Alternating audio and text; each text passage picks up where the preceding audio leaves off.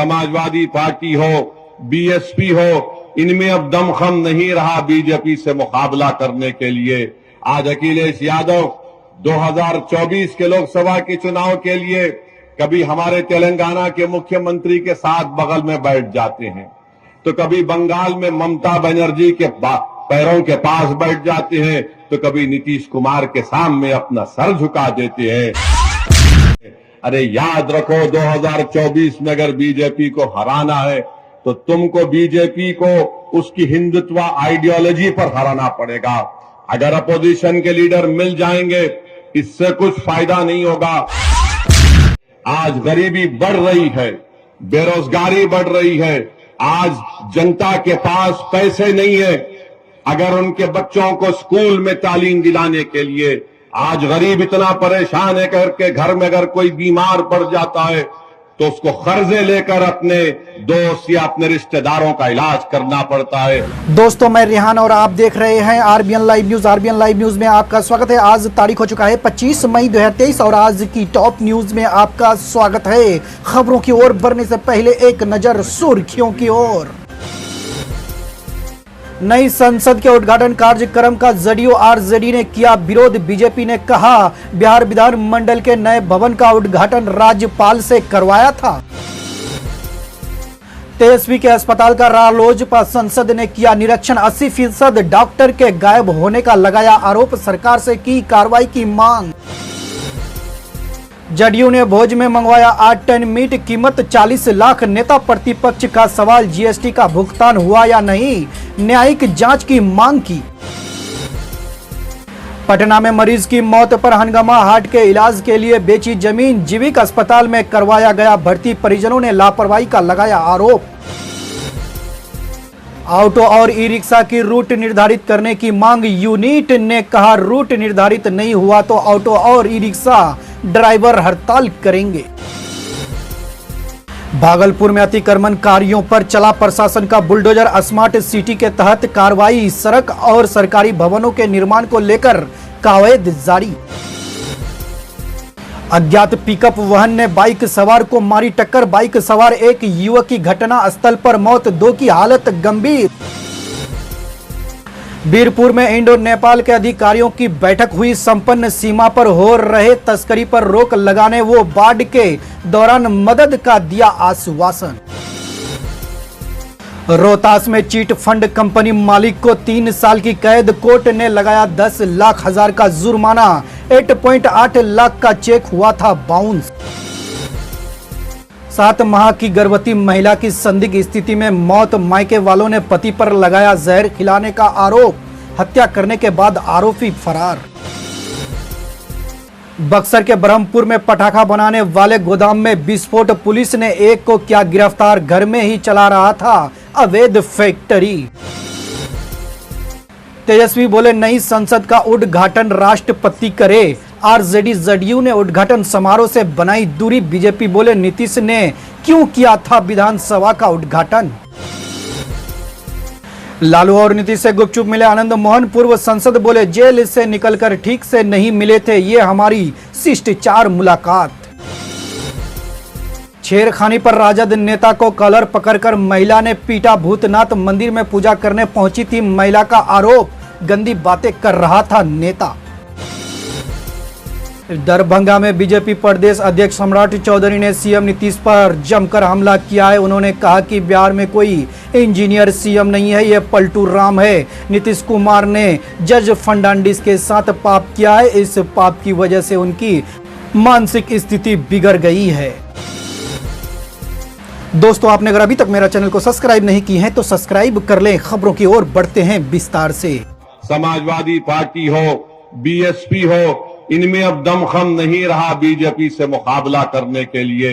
आज अखिलेश यादव 2024 के लोकसभा के चुनाव के लिए कभी हमारे तेलंगाना के मुख्यमंत्री के साथ बगल में बैठ जाते हैं, तो कभी बंगाल में ममता बनर्जी के पैरों के पास बैठ जाते हैं, तो कभी नीतीश कुमार के सामने अपना सर झुका देते हैं। अरे याद रखो, 2024 में अगर बीजेपी को हराना है तो तुमको बीजेपी को उसकी हिंदुत्व आइडियोलॉजी पर हराना पड़ेगा। अगर अपोजिशन के लीडर मिल जाएंगे, इससे कुछ फायदा नहीं होगा।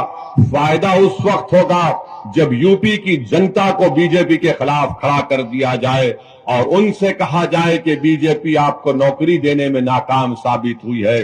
बीजेपी नौजवानों का मुकद्दर बेरोजगार बनाकर रखती है। जब हम यूपी की और भारत की जनता को ये बात समझाने में कामयाब हो जाएंगे कि नरेंद्र मोदी प्रधानमंत्री जरूर बन गए मगर महंगाई को रोक नहीं सके।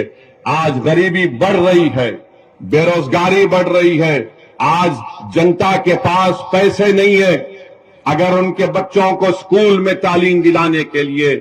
आज गरीब इतना परेशान है करके घर में अगर कोई बीमार पड़ जाता है तो उसको कर्जे लेकर अपने दोस्त या अपने रिश्तेदारों का इलाज करना पड़ता है। ये सब के सब जिम्मेदार बीजेपी के प्रधानमंत्री, देश के प्रधानमंत्री और उत्तर प्रदेश के मुख्यमंत्री का मामला रहा है। आज अब उत्तर प्रदेश के मुख्यमंत्री से पूछिए कि आपने उत्तर प्रदेश में क्या विकास किया तो बोलेंगे मैंने बुलडोजर मासूम लोगों के घर पर चढ़ा दिए।